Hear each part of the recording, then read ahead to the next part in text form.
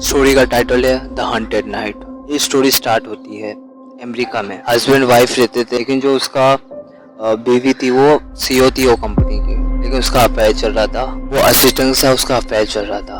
तो ऐसे ही अपने हस्बैंड को चीट पर एक ट्रिप के द्वारा उन लोगों को कहाँ जाना पड़ा। ट्रिप के तो जब उसके हस्बैंड ने फिर से कॉल किया तो बोले हाँ हम घर पहुंचे, लेकिन अभी फ्यूल खत्म हो गया।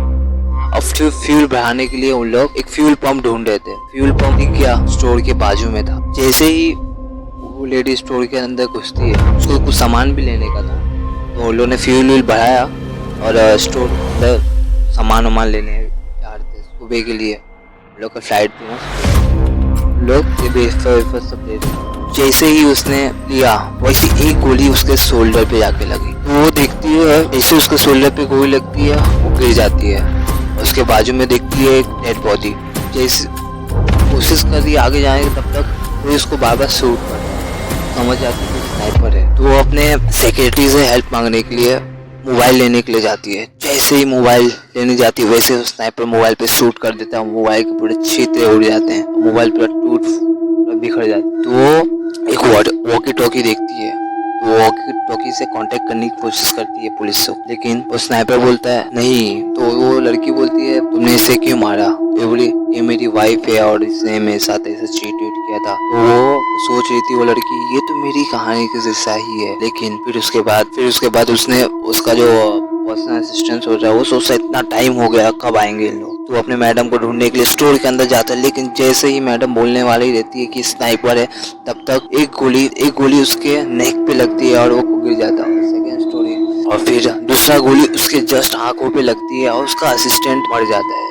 यही जगह में आधे घंटे तक वो उसका जो रहता है वो उस पे वो स्टोर में मेडिसिन और ये सब ढूंढ के कैसे ठीक करती है, और ग्लू से अपना जो उसको गोली लगा है उसको पूरा चिटका देती है। फिर अचानक से एक गाड़ी आता है और उसकी उम्मीद बढ़ जाती है कि ये मेरे को बचा सकता है। वो बंदा जैसे स्टोरी के अंदर आता है बज बुझ के आता है, तो लड़की को लगता है कि वही स्नाइपर है। वो पूछती है स्नाइपर हो। नहीं मैं स्नाइपर नहीं हूँ। फिर उसके बाद वो आदमी बोलता है ये मेरी बीवी है, वो कैसे मरी सब है। लेकिन वो लड़की को शक हो रहा था। लड़की का नाम मारिया है, सॉरी बताना भूल गया।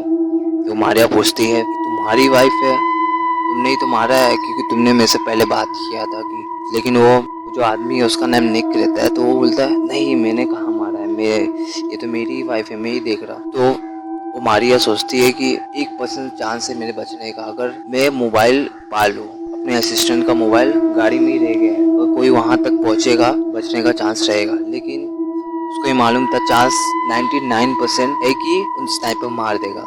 तभी भी वो निक को भेजती है। उसको लगता है 1% चांस भी अगर मिलेगा मेरे को बचने के लिए तो ठीक है। तो उसके बाद उसने निक को भेज दिया। निक जैसे ही गाड़ी के अंदर घुसता है, स्नाइपर ने सिर पे अटैक किया और वो ऑन द स्पॉट्स गाड़ी में ही मर गया। तो अभी मारिया सोचती है जब ये इसका हस्बैंड है तो स्नाइपर कौन है। और स्नाइपर ये क्यों बोला कि ये मेरी वाइफ है और ये है। फिर अचानक से वही टाइम पे उसका हस्बैंड आ गया और बोल रहा है तुम यहाँ क्या कर रहे हो, छोड़।